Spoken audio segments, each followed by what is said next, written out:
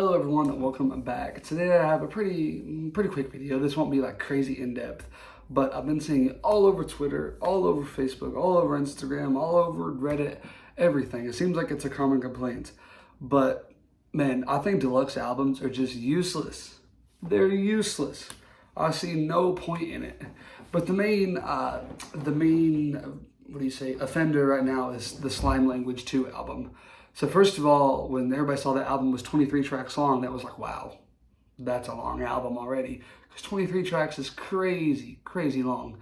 I mean, in my opinion, if you're gonna do a 20-track album, you need to be a Kanye West, where Pablo, College Dropout, and Late Registration, like where it's ridiculously high quality and very consistent for me to sit through all that.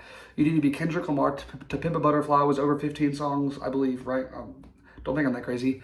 Was that long, and like I'll sit through that and listen to that. But like Drake with Scorpion, like all of the Drake, but I don't think anybody's like saying Drake is an in-depth, like he's a high quality, all his albums are very varied, he's a hit maker. Same with like people like Young Thug, Uzi, like those are guys that don't need a 20-track album. Future is like my number 3 most streamed artist of all time on Spotify. And man, High Off Life did not need to be 20 songs long. DS2 is a rare example where he was just able to strike gold, and almost every song is phenomenal. But you can look back through history and there's very few good 20-track albums.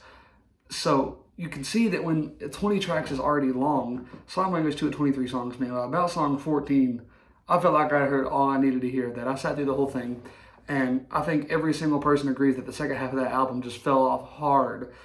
Like it was 2 different albums. Right after the song with Nav, that album just fell off, except for the Kid Cudi one, in my opinion. And that's not just going by hits, like just pretty consistently. There might have been 1 or 2 good songs in there, but man, after about 15 tracks, it's really hard for me to stay invested into an album. So then when you have a 20-track album already, and then the very next week they release 8 to 10 more songs with it. Like, even Kanye West, who I'm maybe the biggest Kanye West fan you'll meet, I just don't feel like 30 tracks is ever acceptable, ever. I don't think there's ever an instance where 30 new songs is okay. If the College Dropout was 10 more songs, like 10 songs longer, the public opinion of that would be way lower. You can look back through history, and most of the greatest albums ever are 10 to 15 songs. And even 15 is usually a little long. Kanye's best album is My Beautiful Dark Twisted Fantasy. There's 11 songs on there, I believe, right? It depends on if you count the interludes and all that, but there's 11 songs on there. My second favorite Kanye album is Yeezus. There's 10 songs on there. Thriller is 9 songs. It's just like a consistent theme, in my opinion. Kids See Ghosts is only 7 songs long. Alfredo by Freddie Gibbs was 10 songs or 11. I might be 1 or 2 songs off, but like I have the general area. It's hard to remember the exact track list for most of these albums. Like even Good Kid, Mad City was a longer one, but that was about 15. To Pimp a Butterfly was about 15. Like that's usually the sweet spot that you want. It's going over that's ridiculous. But like I said, if it's 15 and then with a deluxe album, that's a different story. But we're talking about a 20-track album plus a deluxe. And now, see, there's been some offenders for this, like I said. Young Thug's one of them. There's a lot of artists that are kind of just milking out extra streams if they can. But where it gets worse is where artists have a whole 20-track album and then they release another deluxe album that is a whole other album. I'm talking about Lil Uzi, Nav, DaBaby. There's been many artists like that. If I remember correctly, like the Lil Baby Deluxe for My Turn was like 8 or 9 songs more. Like, brother, that's a whole album. Thriller was 9 songs long. Like, that's ridiculous. Yeezus is 10 songs. There's so much, like, Kids See Ghosts was 7 songs. Daytona was 7 songs. Like, there doesn't, at that point, it's obvious you're just milking an album to try and raise the sales figures, in my opinion. Like, DaBaby, he even said in his post last year was, what was the album? I don't remember the album. I don't listen to DaBaby. But in his Instagram post, he said, "This is secretly another album, just don't tell my label," like as a joke. But like he's even admitting that that is a whole other album. Uzi dropped Eternal Take, and then I believe it was like Lil Uzi versus the World. I don't listen to Uzi either. But like that was like 15 The Deluxe was like 15 more songs. It was like a whole other album. Nav released 2 whole albums in 3 days. It was just like, he was like, what is it, the Deluxe Brown Boy 2 or whatever it was.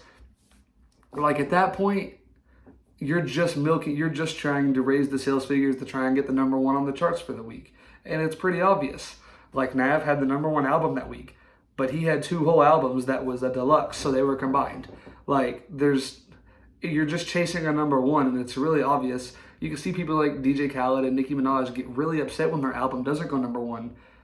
So then that leads to people like Nav or Uzi just chasing, like doing everything they can to guarantee a #1 album.